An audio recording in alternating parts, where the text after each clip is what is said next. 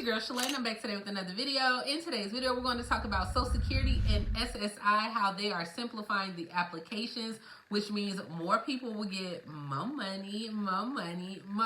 Now, speaking of money, we also have where child tax credit is back on play, where some states are giving out some extra money, and I'm talking about like $2,000. So we're going to talk about that. We have a little bit of SNAP and a whole lot more. So if you want to know what's going on in the lovely world of Social Security, you already know what to do. Stay tuned. Your girl's got you covered. Now, if this is your first time tuning into my channel, hi, hello, hey friend. My name is Shalae, and here on this channel, we discuss shopping, saving, and everything in between. I would love to have you a part of my internet family. Super easy. Click the big old red subscribe button down below and you're in just like that. And while you're at it, go ahead and give me a like, especially if you love me bringing this content.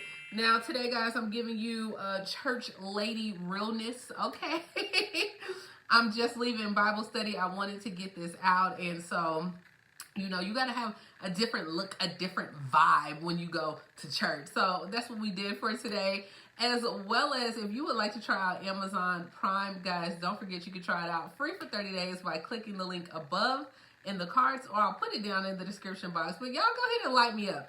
Go ahead and light me up for, you know, my first lady here. It's all good. All right, so let's go ahead and kick things off with Social Security. Security Administration, they announced their new efforts to simplify the SSI applications for applying for SSI. So guys, it's going to become a lot easier for you to be able to apply for SSI for yourself, your children, starting in December. The Social Security Administration, they announced on their website that they're going to make these new changes for first-time applicants between the ages of 18 and 65 who have never married and concurrently applying for Social Security benefits as well. So SSI, they will have the full access to fully online, streamlined I-claim application process.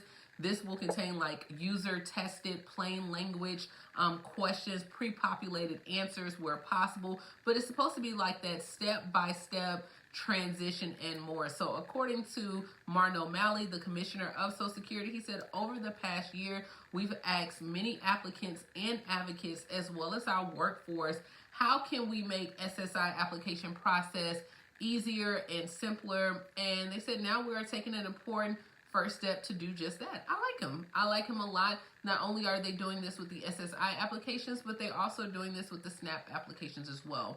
Next, we're headed to Virginia, where their U.S. representative announced plans to file a discharge petition for the Social Security Fairness Act and a push to go ahead and force the U.S. House to vote on bipartisan bill to eliminate the WEP and GPO. So, U.S. Representative Abigail Spanberger, they announced yesterday that Congress, when they return from Capitol Hill next month, they're going to lead an effort to force a vote in the U.S. House of Representatives on their bipartisan legislation that would eliminate the windfall elimination provision, or WEP, and then the government pension offset, or GPO. So guys, remember, for about like 40 years now, millions of Americans, like police officers, firefighters, teachers, and other local and state public servants, they have been stripped of their Social Security benefits, as, you know, it's pretty much like a penalty for devoting much of their careers and serving their communities and fellow Americans. So I know, like in states like Virginia, Louisiana as well, and even all across America, right? People deserve their full retirement benefits just like everyone else, especially for those who have paid into the Social Security system as well. But the Social Security Fairness Act is supported by a coalition of about 325 lawmakers, so it's far more than a majority necessary to discharge the petition, or to succeed or to pass the bill to the U.S. floor as well. So pretty much those firefighters, police officers, and teachers, because they already receive a pension from their job, they don't qualify for certain Social Security as well. So now they're trying to make it where everyone will qualify. So I'll keep you guys updated on this. Next, we're headed to Nebraska, where they are putting some money back into parents' pockets. And when I tell you it's a lot of money, it's a lot of money, but it's not only for the parents. They're actually going to give money to the child care providers as well.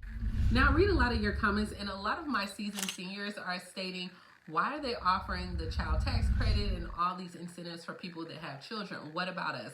Well, I have a video that's going to be dedicated for you, okay? So I have not forgotten about my seasoned seniors as well. But for the parents in Nebraska, there is a new child care tax credit that could help low and middle income families, as well as this is going to, not only help y'all, but help child care workers as well. So Nebraska families and child care providers, this will help them stay in business, but you will get a tax break that you're going to have to file on your 2024 tax return. So that's a lot of people right now are trying to make, a lot of legislators in Nebraska are trying to make people aware of the breaks that are underway. So parents of children under the age of 5, you would qualify for a $1,000 refundable child tax credit if your household is your income is between $75,000 and $150,000. If you are a household with under $75,000, you will get $2,000 refundable per child. And then if you are a child care professional, you would get $3,500 of a refundable credit, depending upon like the training, the experience, and everything that you have. Applications for this refundable child tax credit, they have to be submitted as soon as possible after January 1st. So you'll receive like your tax credit approval. You're going to go to the Nebraska Department of Revenue. You have to do this before filing your state income taxes as well to go ahead and claim that refundable credit. So $2,000 if you make under $75,000. In Nebraska, like I said, other states are doing their own child tax credit. Depending on who gets elected in November, it seems like both candidates are going to offer some type of child tax credit. Once again, this does not benefit my seasoned seniors at all, but it will benefit those parents as well. And we will, we will chew that part of the elephant when we get there. All right, so let's go ahead and move on. Let's get into the SNAP portion of this video. Now, let me know if Pennsylvania has received their summer EBT benefits, because I received a lot of messages that Pennsylvania did go ahead and pay out their money. Drop your comments down below. I think Illinois is still waiting. Missouri is still waiting. And don't forget that some of the states are closing that application process as well as early as September. But speaking of September, those that are in New Mexico, families that receive SNAP and TANF benefits, you will now have to start interviewing back for the state to claim your assistance to see if you qualify. So remember, for years, like the interview requirement, it was waived during like the pandemic as well because of the health emergency. But on October 1st, new applicants will either require for them to have an interview to establish eligibility as well. So please, please, please make sure you're checking your correspondence they sent out. Next, we're headed to Ohio, where their governor made a move today that will actually help low-income families in the state's workforce. So he said that there are 50,000 young Ohioans that are not getting jobs or entering a work-based learning program because they fear that their wages could cut their family's SNAP benefits. So he's strongly urging the USDA to grant the Ohio Department of Job and Family Services this waiver that would exclude any income from secondary students under the age of 21. So he's like, look, if we remove these obstacles, this will open up many doors for low-income families as well. So under the USDA policy, the wages from 18 through 21-year-olds, it counts toward the overall household income, and this is what determines like your SNAP benefit amounts based on what your household received. So the lieutenant governor, he wants the USDA to go ahead and waive that, so those 50,000 individuals, they can work and they don't have to worry about jeopardizing their family benefits. Now, also in Ohio, they were looking at doing some type of child tax credit as well, where you can still claim the child before the child is actually born, so you can claim it in utero. I'll have to look up some more information in regards to that, but this is what we have going on in regards to SSI, Social Security, as well as SNAP. Let me know, what do you guys think about all these changes? My seasoned seniors, sound off in the comments as well. Let me know. I'm trying to get some options together.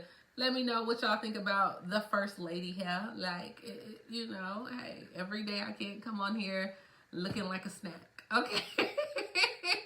I can't, but I'm here, and that's all that matters. So please like, comment, subscribe, grab you some Amazon Prime, and I will talk to you later, Gator. Bye, y'all.